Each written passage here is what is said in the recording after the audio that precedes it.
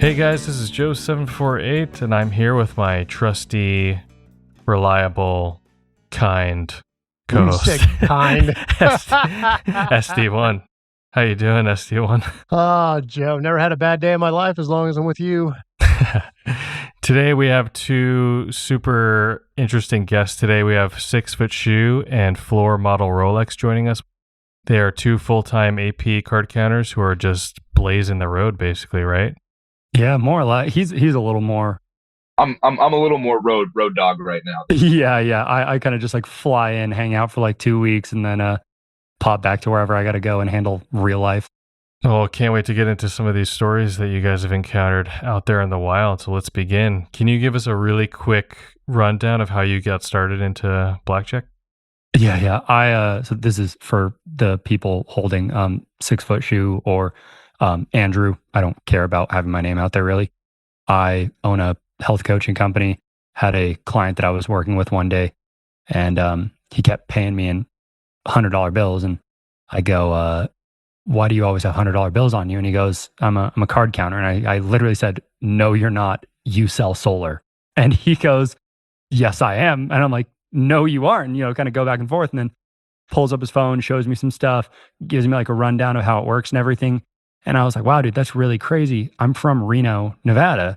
I've never done anything in a casino in my entire life because all my friends' moms were dealers and shit. And he kind of like tells me about it. And I was like, that's crazy. I just heard a podcast with this guy named Stephen Bridges, and it kind of got me interested. And he gives me the quick rundown, checked it out, learned a little bit of stuff, brushed up on some things. And that was November of 2023, I believe, was my very first time at a table. And yeah, that was that. And how about you, FloorModelRolex? Well, I was giving my health coach stacks of $100 bills. No, I was a dealer in a casino in the Midwest for 3 years, and then I left that. And I'd always heard about card counting, but as far as I was aware, I'd never seen anyone backed off from it or really been a part of it. And I started looking into it more because I was looking for something to invest in. I don't like stocks. I don't like staring at screens. I don't care about candles or flags, whatever. And I didn't really know what I could invest in that was sound, that was quantifiable. And that's when I discovered card counting, and I started looking more into it. I got involved with BJA about a few months after. Anyway, I quit the casino biz, was still working remotely when I started the program, got really into it, was part-time for a long time. And then I went to boot camp November of 2024. Highly recommend. Little plug there early in the show. Since then, that's where I met Andrew. My name is Josh, by the way. I go by FloorModelRolex on the forums, but I'm okay being called Josh IRL. Yeah, we met up and we had very similar goals and interests. And he's from an area of the country that I frequent a lot. So from there, it was history. Both of you went to boot camp. Did you find Floor Model that it was getting to the training level to where you need to be was easier because you were a dealer for so long? Yes, I do think that gave me a leg up. I am able to manipulate chips at the table, which, can be a good thing, can be a bad thing. They kind of, the more attuned dealers and floor personnel will sense that I have a background in it. Whether they think that implies AP or not is sometimes up for debate. I'm able to place the bets out there much more quickly. I know exactly what stacks of chips. I can run down a rack and figure out how much is in it within, 10, 15 seconds. So just that sort of, level of awareness about the game and about the procedures of the casino was very beneficial to me getting going, getting a leg up. 6FootShoe, how did your test out go? Both you guys, you and SD1, actually smoked me against my will. There I was doing my fucking best. I was fucking pissed, man. Because I literally I had gotten tested out by people in real life. I was like, I'm good, I'm square, I'm solid. And then we're sitting down, and I remember, Joe, you're dealing to a group of us, and you go, you guys said this is the advanced team, right? And I could tell that was you saying so many of you are losing the count. And Josh is sitting at that table with me, and I'm like, oh, dude, we're fucked. This is not good. We sit down to do our one-on-one test out. And I'm good. I reversed one deviation, and you pointed that out, and I was like, oh, damn it. And then I go, oh no, what's the count? And then SD1 sits down and starts, doing the things to distract you. And then he's like talking to me again. And I'm like, oh no, I don't know what the count is. And it was like, I lost the count. But it was like, I was good. One distraction came up, gone. And that was basically what you said to me, was you were like, you play fine. You seem to understand like 90% of the expanded deviations. I probably just wouldn't talk at the table. And I took that very, very seriously, where I basically went mute at the table for the next 3 months, where it was like somebody would talk to me and I was like, yeah, okay. All right, cool. And like didn't engage at all. How long did it take for you to get just super comfortable after that point of hours, you think? Total hours, it's tough to say, because mostly what it was is then that I was just like doing things with like distractions. I'd call someone on the phone and like count through a deck as they're talking to me, or Floor Model and I would be on a trip and he would just deal like the most demonic shoes of my entire life that he physically could. I mean, he's doing like a dozen mispays to me. He's like misdealing to me, just everything that he can do to throw me off, as one of our other teammates is like in the kitchen making a sandwich. And then it was just like, I would be like, oh, fuck, I lost the count. And then we get to the end and I'm like, oh, I had it. And then, we do it again and I'm like, oh, cool, I still had it. And then do it again and I'm like, oh, cool, I still had it. So even the times that I was like, I don't know if I have it anymore, I kept having it. So in chronological time, that was probably about 2.5 months after that it was like, okay, cool, I'm good. Nice.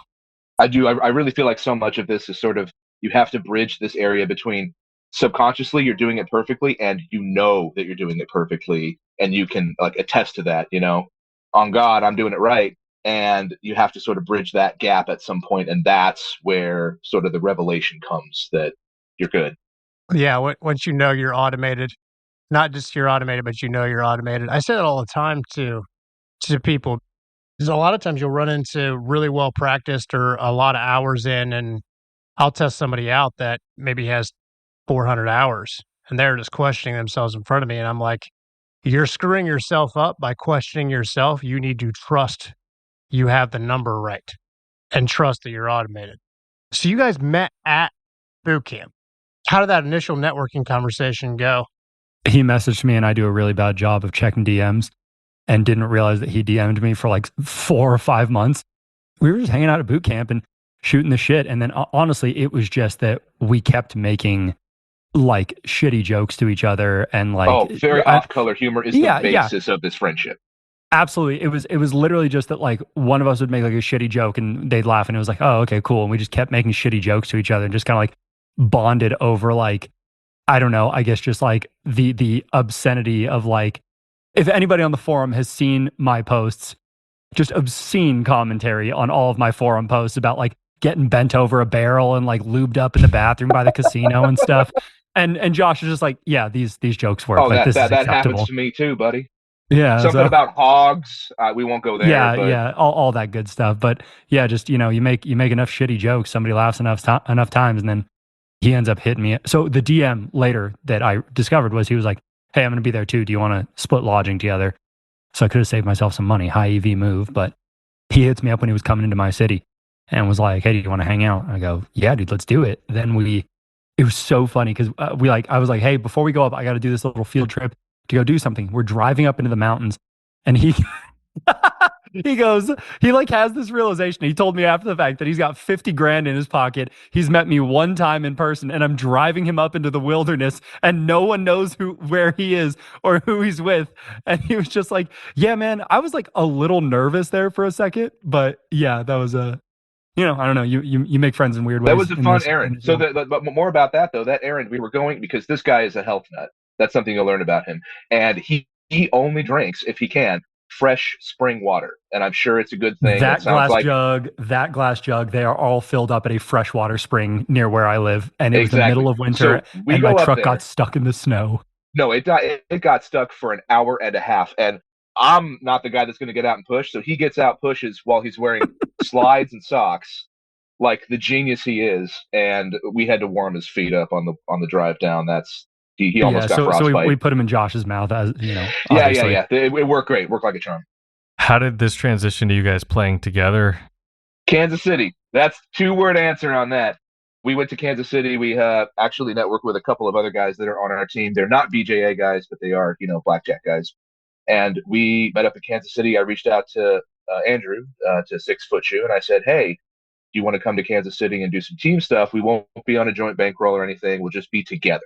And I highly recommend that. If you're thinking about forming a team with people, you should do like a joint trip without any money attachment. Just see how people are motivated, see how people go out and play, see who's willing to work together with what when there's no money attached. And that will inform, when you finally attach money to it, the kind of person, the kind of player that they will be. So I highly recommend that. Back me up on that, Andrew. Yeah, there were weird little things that he and I agreed upon that we've come to find other people that is like a significant basis of whether or not you can be on our team, at least. This was like the smallest example that I can think of. If you're in the middle of a positive shoe and you have to go do something right now, do you finish the shoe? Yes or no? Yes. Is there any exception to this? Almost no. And there was one time where we had a teammate who was kind of pushing against that and, sort of got between what was a very high EV shoe or a high count shoe and that, not like zero shade at that guy. He's awesome. He's a great dude. But we were like, yeah, that's probably not that's not a discussion that we want to have. We don't want to have to talk to somebody and be like, yes, you finish the positive shoe. That's a really good idea. I feel like when people want to team up, they think that they just have to start right away. Like, let's join our money in the first trip. Like, this is the audition. But I like that. It's a really good idea. Absolutely.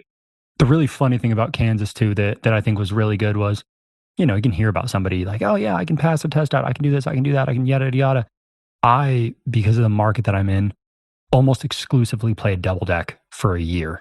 And it was incredible. I got very spoiled. I got really, really good at double deck. And then, we're doing test outs on the 6 deck. And I'm like, dude, I can't remember the last 6 deck I actually played. And I kept being off by one. I kept being off by one. I kept being off by one. And then somebody else on the team after a count goes, hold on, what was the count? And I said it. And he goes, you just reversed a 6 and a 9.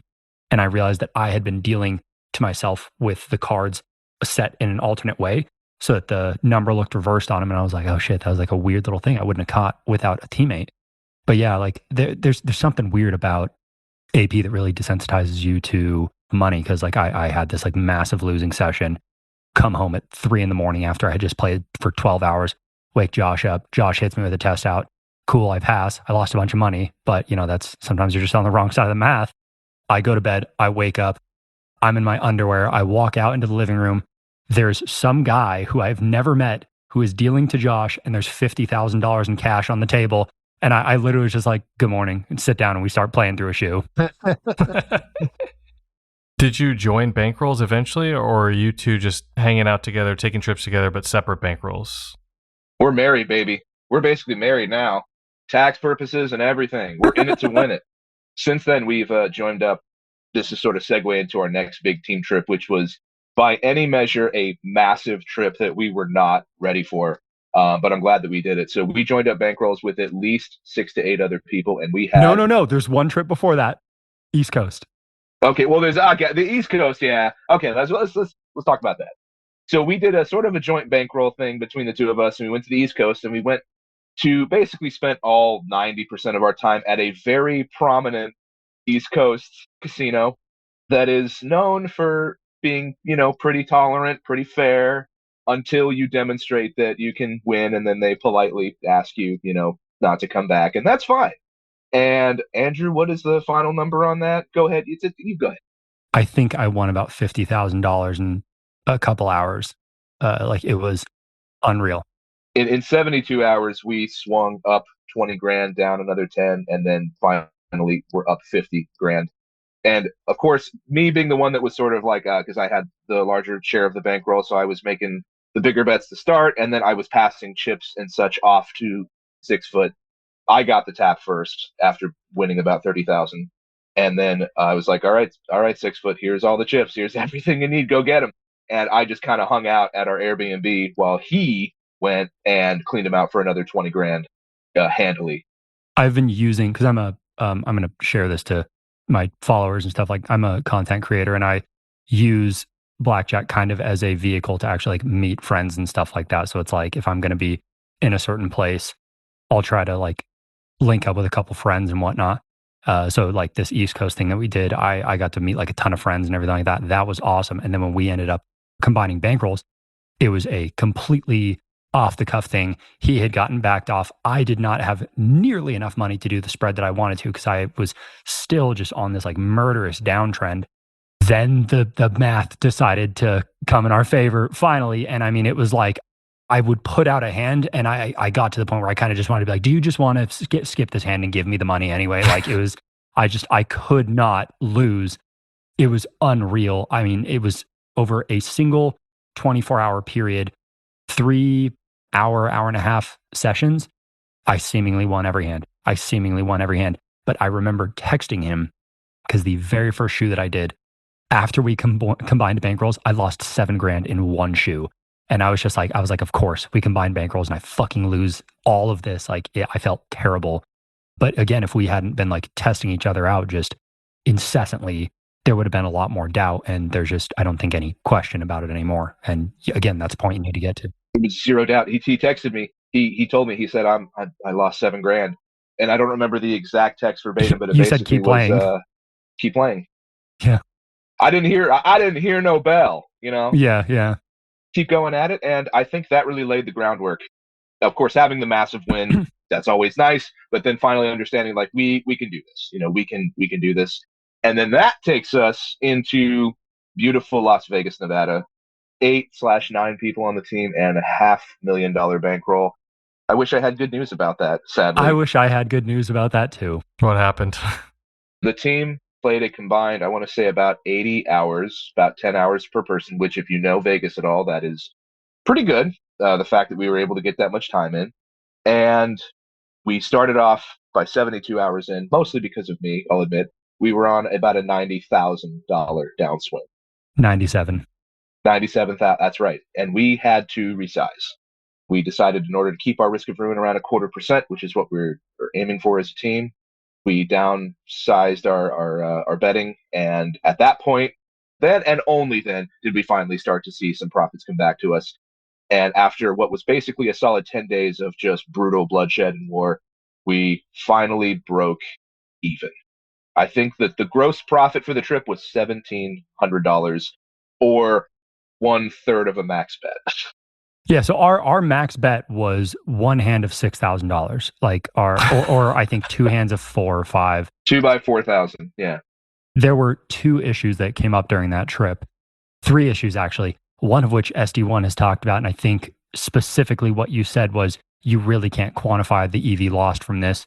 Getting backed off mid-shoe. When you are spreading 100 to 6,000, they know you're not going to get. You are going to get one shoe. Las Vegas is not stupid. If you're doing a small spread, they know. If you're doing a big spread, they know. You just kind of have to do the bet and get the money out there. I mean, God, I wish we kept track of how many mid-shoe backoffs we got that were at just unreasonably high counts. Because it's like we'd be losing. Count would go up really high. Tap. Hello, sir. Fuck. Like it happened so many times. I mean, we probably, again, you can't be sure, but we probably would have been up like 6 figures had that not happened dozens of times every single day. Like we were, or at least we would have generated another. I could guess it would probably be $10,000 to $20,000 worth of EV that was lost just from being tapped in the middle of these massive shoes. And we noted it too, because we would come back to the house, we come back to our home base, decompress, and everyone would talk about the session they just had or what happened. And it seemed like every time mid-shoe back off, high count. And it always seemed like our wins were like, great, I won $3,000-$4,000. And our losses were like, I lost $20,000. Yeah. So there was this massive disparity that we were trying to attribute to anything besides just the variance of the game. And that was pretty brutal on us. That was a very hard pill to swallow. The other 2 pieces that really complicated this was we had one guy who, based on the games that he was playing and how much time he was getting, something just seemed off. It was mathematically pretty unlikely that he was still at the point that he was at. And it wasn't that he was stealing money, spoiler alert. It was that he wasn't actually doing the spread. And one of our guys hopped behind him, watched him do it, and he was not following our spread at all. I think the top bet that he did was like a couple $100 or something like that, if even that. So yeah, he wasn't doing the spread, probably because he was scared of getting backed off. So he watched him. He watched him play through a whole shoe, and he goes, you had like an opportunity for max bets. You won every hand that you had that was max bets. And he just wasn't taking the fucking chance. He wasn't throwing the money out there. And he texts him and goes, hey, come out to the car. We got to talk. And just like right there, we were like, you're not playing the rest of this trip. And it was really hard to like contain how frustrated we all were, because it's like, how many other shoes has this happened during where you're getting screaming counts and putting out $50? And I would just tack onto that, that I know it can be tough to, put the money out there. And one of the things we talked about going into the trip was, how about people that don't have experience betting big, which unfortunately is a lot of people. People just don't have the bankroll to be throwing out 2 by 1,000 or 2 by whatever prior to joining a giant team like that. And so we were looking at, well, how many hours do you have? How much heat have you taken on? How capable do we think you are of making those big bets? And I was kind of dismissive at it to the start. I was like, hey, if you can bet, 2 by 5 or 2 by 600, throw the money out there. It's good. I think I was doing that from a place of optimism. And I realize now that if you don't have experience doing that, then you really have to watch people when you're asking them to put out a $6,000 bet, because they can be internalizing it too triple much. their They rent. can be thinking exactly. And it can be tough to request that of people if they're not used to that, or at least you haven't prepped them somehow for that. You can't really ever prepare until you get them out there doing it. But that was one thing that we learned, was that it does matter. You got to get those hours in. You got to get that time at the table. You got to get used to some at least sizable bets. You may have a $40,000, $50,000 bankroll, and if you're red chipping 10 to 75 because you're scared, then that's not the kind of person that we need on the team. Was your approach in Vegas, you were just anonymously blasting away 1 by 100 to 6,000? Yeah, we were min-maxing very, very intensely. And did you notice any similarity in quick back-offs between like, all Caesars properties or all MGM or all downtown? Or if it was a casino, usually we were getting backed off pretty quick. Usually the casinos backed us off. One restaurant tried to. That is a classic story. That is a classic story, yeah.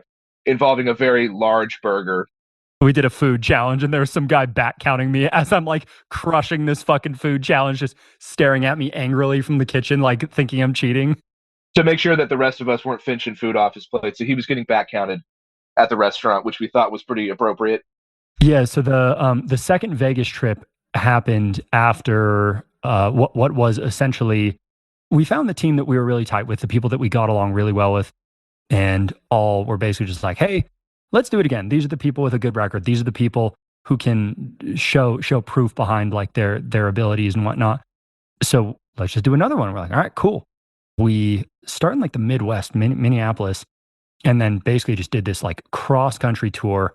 We all ended up linking up in Colorado, drove to Nevada, hung out with my family in Reno, and then went from Reno down to Vegas. I flew back home, flew back out to Vegas for a little bit, and then we'll pick up there, Josh, if you'd like. Oh boy, would I love to. We get to Vegas, and there's only like 4 of us. It's a skeleton crew. The bankroll is not as large. It's 253,000 or so. And we begin. It's myself and another teammate, and we realize that there is a casino in Vegas that lets you wong in on double deck. And those that know. And since then, I have very much grown to love doing a lot more wonging than I traditionally have done. But this particular casino, and you would think, oh, that's fantastic, and then come to find out that it is still an uphill battle. They just, even with a proper sort of team play going on, where the person who comes up to the table was not actively back counting, they were, say, summoned from across the room, perchance, somehow. And they walk right up. They've got those stupid white Boyd chips that are the $500 because they don't like to fall in line. And they jump right up there and throw the chips down, and the floor runs over out of their mind. Shuffle! And it's like, why do you offer $1,000 max game when you are not prepared for people to play $1,000? That was very aggravating. But the pref shuffling that occurred, especially at, I guess I said it was a Boyd property, so I'll just keep that line. The pref shuffling that occurs, especially at Boyd properties, is wild, especially in Vegas. And I can't believe it's still legal to do that. Unreal. It's unreal that that's still legal. Yeah. Did you have one of your teammates try and Wong in on the negative count to get him to shuffle early or something? No, only because we didn't want to throw out a massive bet on a negative count and then have them be like, shuffle! Or they don't shuffle. Yeah, They're just like, Or sure, they don't, and they play it. Which I definitely, towards the, when we were doing this, we were down big. We were down almost 22 grand. I had to CTR. They made me a, player's card and all that stuff. And I thought, let's keep going. They're clearly not backing me off. They had not checked in the databases or whatever. And we keep trying, and they just keep, we did get some bets in. Obviously, you can't lose 22 grand off of nothing. So we did get big bets in. We did get positive EV from it, but just getting our teeth kicked in and what we thought was a sure thing, we can Wong in on double deck, baby. Well, what could possibly go wrong? Everything goes wrong. So that starts the trip. Was just a big disappointment. But then we had another teammate who flew in. You flew in. Yeah. That's right. 6 foot flies in, and like an angel sent from heaven. What did you do exactly? I lose even fucking more money. So at this point, we're down about 40 grand.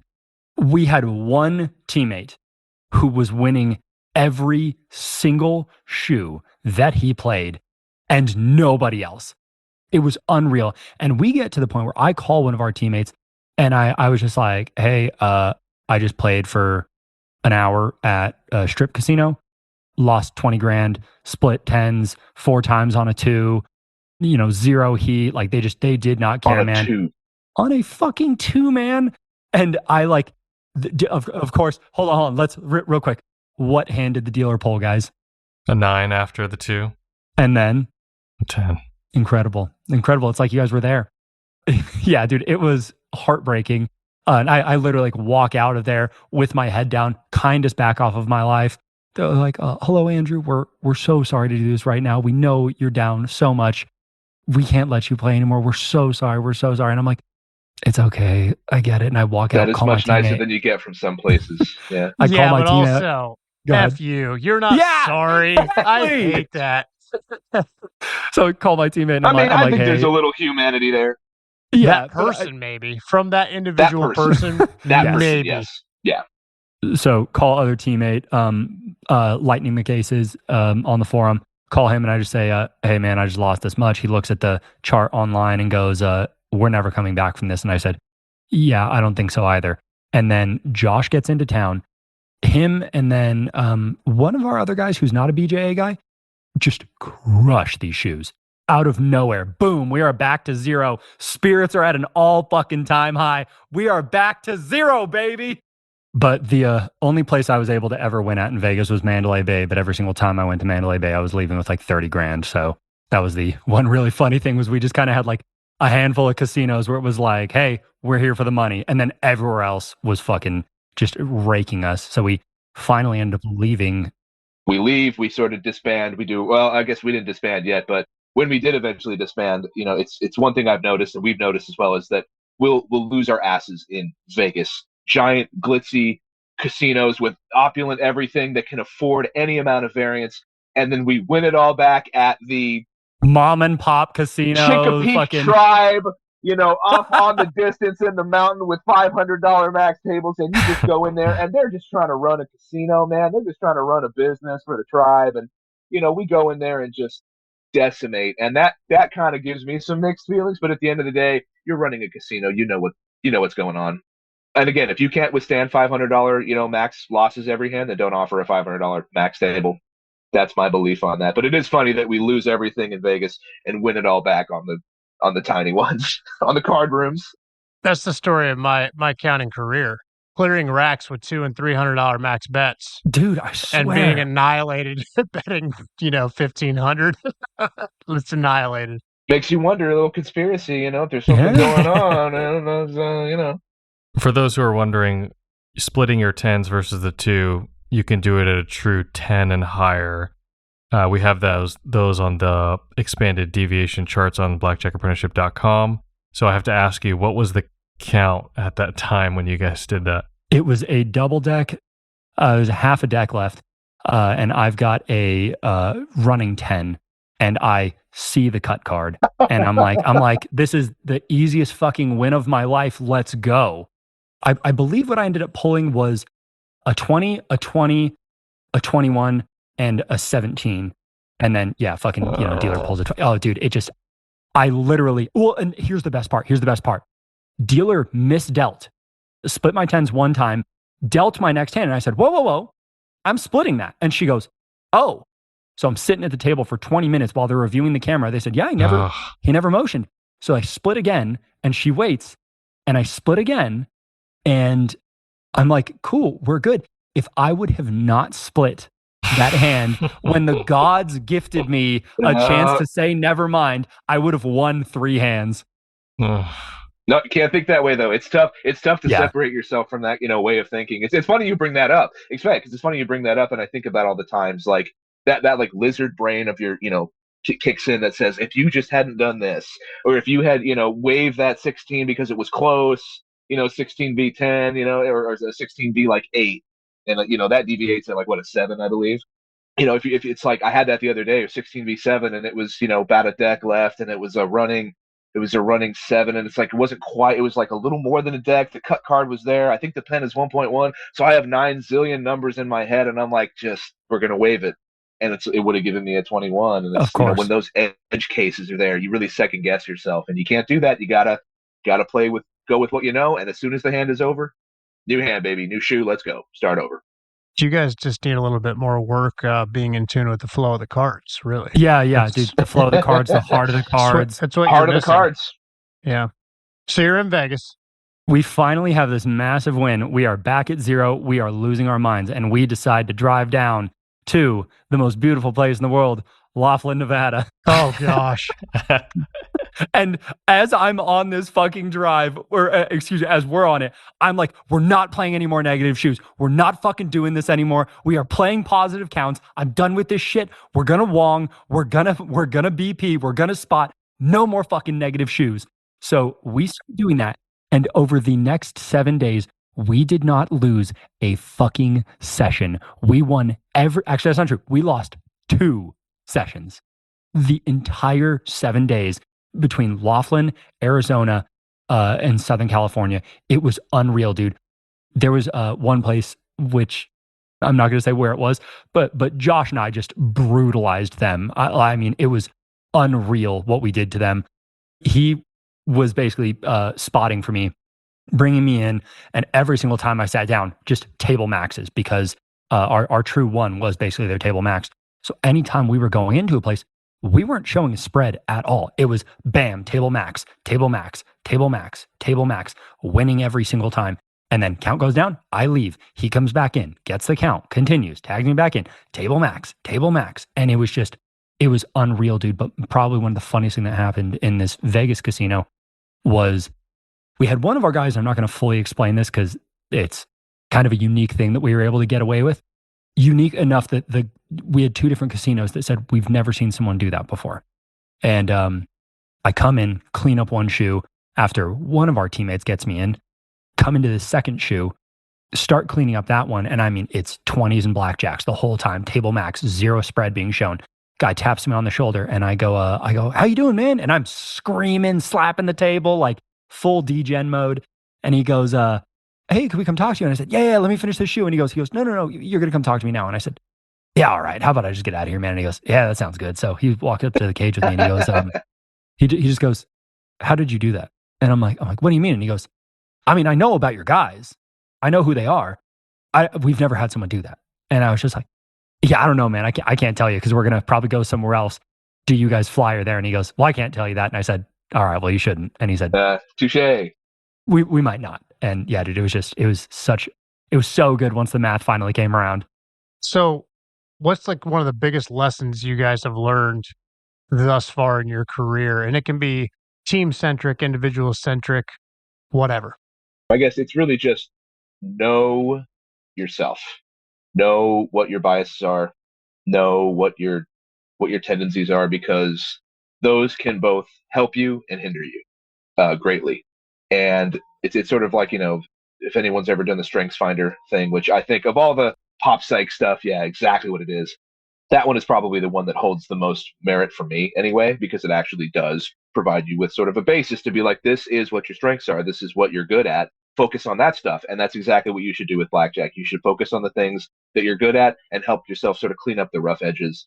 It's really just like anything else, but to thine own self be true 100%. And that will reflect across to your teammates, and it will reflect to the casino as well. Because if you're authentically there playing blackjack and you like, I know it's not always easy to like this game, but if you're there to play blackjack and have fun, at least somewhat doing it, then you're going to appear much more like a gambler. You're going to appear much more like one of the guys that just walked in off the street. Yeah, he's got big money in front of him, but I don't think we need to worry about that yet until it's time to worry about it. Music to my ears, man. As a boot camp grad, what you're saying is music to my ears. I think you need to learn how to get kind of creative with your appearance. I had hair super, super long.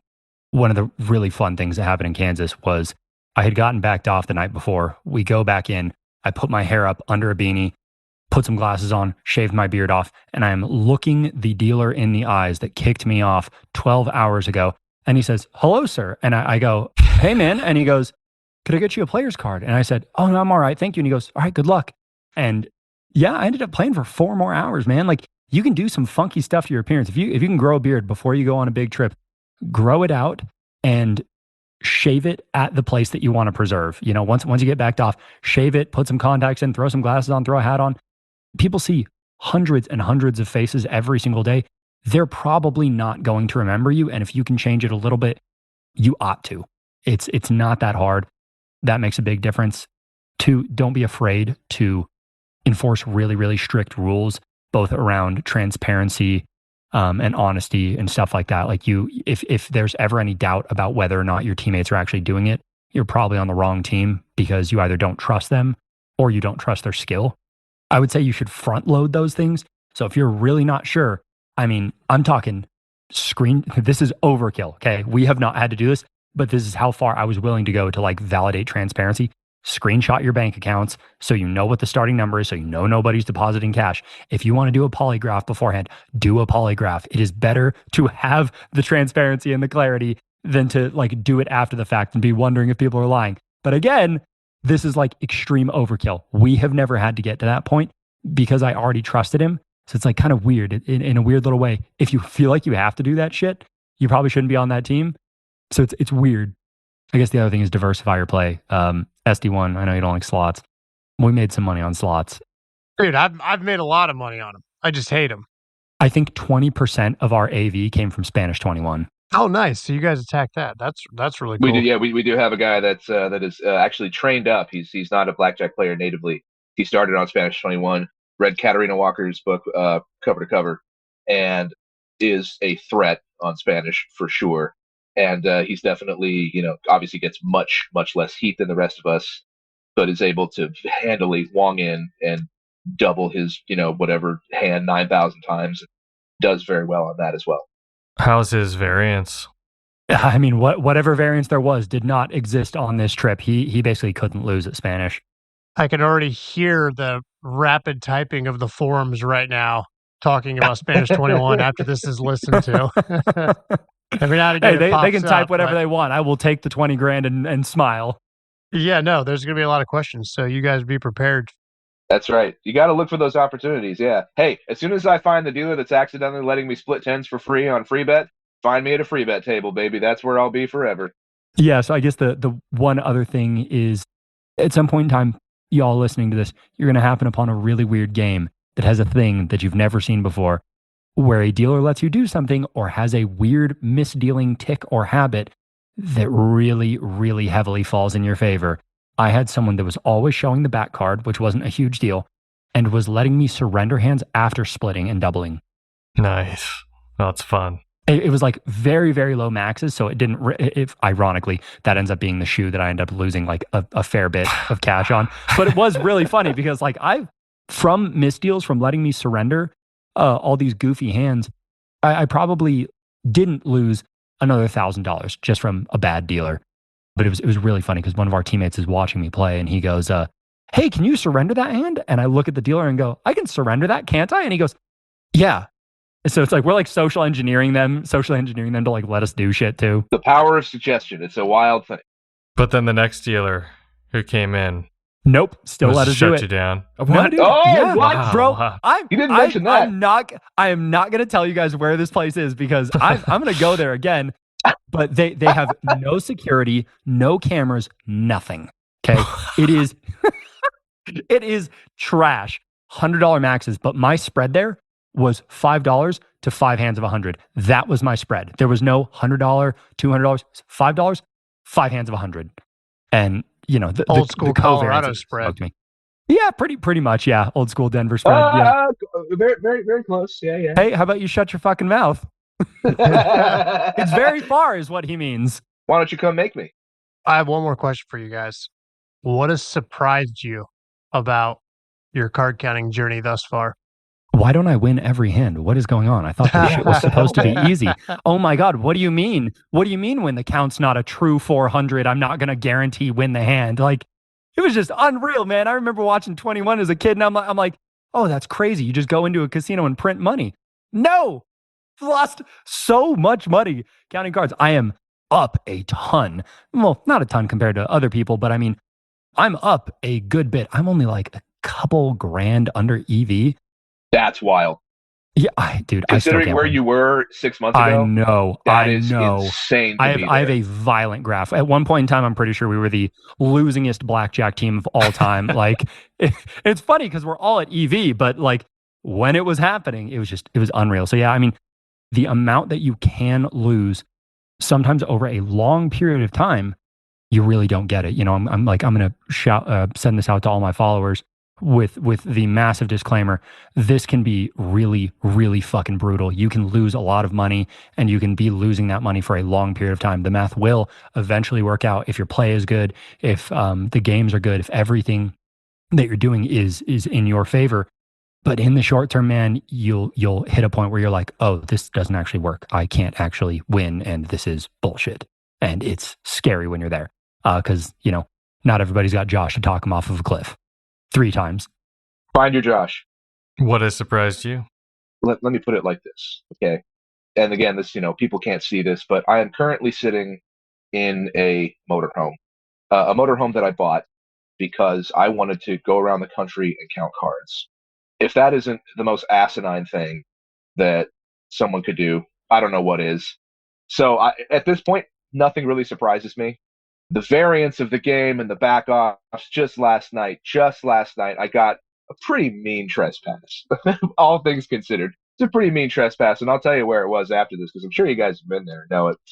The thing that has surprised me the most is how if you allow yourself to just sort of ebb and flow and let the waves of this game carry you, you will go to places and you will bet money and you will do things that you never, good things, not, you know, under the Hyperion Bridge type thing. You will do things that you had never really thought you could do, and be someone that maybe you've never thought you could be. I never thought I'd be the kind of guy that waltzes into casinos with literally tens of thousands of dollars and acts like a degen and plays, because I gambled a little bit before. You know, as a dealer, we would take trips. We would go with other dealers to, you know, casinos nearby and just gamble, whatever. And I never thought I would be the kind of person that was putting on this facade. It's almost an act. It really is like living a theater, you know. And I have a background in theater, but I had nothing like this. Couldn't prepare me for this, of just going in and acting like you belong in this place. And, you know, I think Nichols, to shout out the great Nichols, once said that until you are told otherwise, you are a guest in these establishments. And if you are betting this crazy amount of money, you should be getting pretty good treatment. They should be offering, and it's up to you whether you take them up on it or not, but you should absolutely be being treated like someone that is, you know, betting that kind of money. And to have that happen many times is, you know, wild. I never thought of myself as a high roller of anything. And now suddenly, you know, I'm getting offers from certain companies. I won't say which ones, for, you know, comps. I've had comp suites that I enjoyed with a whole bunch of friends. We have one of our teammates who is getting $10,000 worth of free play offers and several nights at different properties. And just to be sort of there and to be making plans like, yeah, I'll meet you in New Orleans on this day, we have a comped room and we're going to play some games and do this. And then I'll fly out to have this kind of jet setting lifestyle. And not because I work for somebody, but because it's on my terms is truly, it's insane. I don't think I fully grasped it yet because I haven't done a ton of like that travel side, only that I've dictated. But to just be like, hey, let's meet up this date. It really is pretty wild. It is definitely the next sort of echelon of sort of career for me. And even if I stick with it, if I don't, I'll always have that memory and I'll always have that background that I can look back and smile about. One last thing, and this is relatively quick, is when it comes to team play stuff too, keep in mind that different people are going to have different strengths. There are people who are really, really fast at playing heads up. There are people who are really good at playing different kinds of acts and stuff like that. There are people who are going to be like a really good like degen. There are people who are going to be really good at playing the like snobby rich kid. There are people who are really good at playing like the drunk whatever thing. You can't be so prideful that like you want to be the one who's putting the big bets out because you don't want to be the spotter. It's like ultimately it's not going to matter who puts the bets out there. Be the person who you ought to be or who you're best at. It doesn't really matter. It's all going to come out in the wash. You're still going to get paid evenly. And then that whole trip in the RV was just so incredibly fun. I used to be in a touring metal band. Like I've toured a lot, a good bit of the West Coast playing music. And still, even that, I don't think was nearly as fun as getting in an RV with a bunch of degenerate buddies and just going into a casino, coming back, and then screaming about massive losses and massive wins. Like the meme of like, is this the cure to male loneliness? And it's a picture of me and 3 friends in an RV with a bunch of fucking casino chips. That is the cure to male loneliness. You guys wrapped that up really well, but before we totally finish, I want to hear your last really quick, your favorite stories from each of you. Just like one story to close us out. My favorite story is we're in the RV and we are in Wendover. I can say where we were, it's fine. And we have a bunch of chips to cash because it's our last day. We planned on being there 12, maybe 24 hours, and this is like day 3. And we're like, okay, we need to be done here. I can't believe we're getting this much time. I can't believe they're not flyering somehow, but we need to get out of here. So 6 Foot goes and gets us breakfast, and he comes back, and he had gone to Burger King, and he comes back wearing the crown, of course. He's got crown on. He's got the crown on, opens the RV door, and he's wearing it, and I immediately jump up and I go into Peppermill and cash out wearing the crown. And he goes, okay. So hold on. So one of my strengths, I can cash out anything with no ID. That is my magical superpower. The man has I can cash any amount of chips, no ID. They will say, do you have an ID? And I go, no. You can put me as a refusal. And they go, okay. Which to them just means they have to do another 3 minutes of work.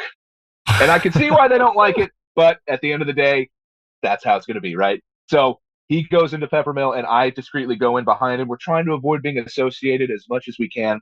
And I am filming him on my phone and sadly didn't get a lot of footage because the security guard was pretty nearby and said, sir, you can't film in the casino. I'm like, oh, I'm sorry. But I watched the entire interaction and he's got managers coming up to him. He's got like $9,000 in chips or something that he's trying to cash out, no ID. And he is getting, it's just, they're like, sir, we know you're an AP. We know what's going on. And we know you're an AP. You are correct. Sir, please leave. I'm going to. We're going to. Anyway, we get back out to the RV. We're getting ready to go. And we made the mistake of parking in Peppermill's parking lot for like 2 solid days. And we get a knock on the RV door. And I'm like, it's time to go. It's time to go. He opens it up. Andrew opens the door. And sure enough, it's the same security guard, like security manager. It's like, hey, we know you guys are together. Does your friend have any chips to cash? And I just shout through the door, no! And Andrew closes it and we drive off. They're still there in bewilderment, wondering what the hell just happened. And we're just speeding away like cousin Eddie in our RV, our piece of shit RV. This is a very quick one. Probably one of my favorite stories only because of how unbelievably brutal it was. We had thousands of dollars in chips, okay? Probably like $16,000 in chips. We go into high limit, person goes in, comes out with less. Next person goes in, loses all those, buys back in, loses more, comes back out, hands them off to the next guy, goes back in, loses them all, buys in, loses more, comes back out. We got kicked out back to back to back. chilling in just like hanging out in, a parking lot, like maybe a quarter mile away, well out of view of security cameras and everything. And we like staggered our steps and everything like that. So it didn't look like we were walking and coming from the same place. Did everything we could to try to like mask our path. I think that run, we ended up losing like $38,000 in less than an hour, just because none of us could pull a winning session on that run. And I know that for a lot of people who hear this, it's like we're only talking about the losing sessions, because those are kind of the ones that like stick in your head, is like, wow, I can't believe I lost that much that quick. But again, we are all up significantly for our career time and as a team. Nice. Thank you guys so much for coming on the podcast. We're going to have to do another one because I know you have a ton more stories that we didn't have enough time to get to. So there will be, I guarantee you there will be a part 2. We still have a few spots left for our November 8th through 9th boot camp in Las Vegas.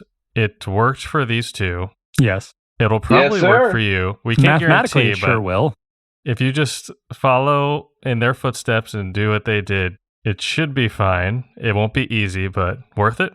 Worth it. Yes, and 100%. Also, now that a bunch of you guys know my face, since I'm sharing this, if you ever see me at a casino, please don't come talk to me. Don't gamble. Gambling doesn't work. Card counting does. Yeah. If you want to learn more about card counting, you can visit blackjackapprenticeship.com or go to the Blackjack Apprenticeship YouTube channel.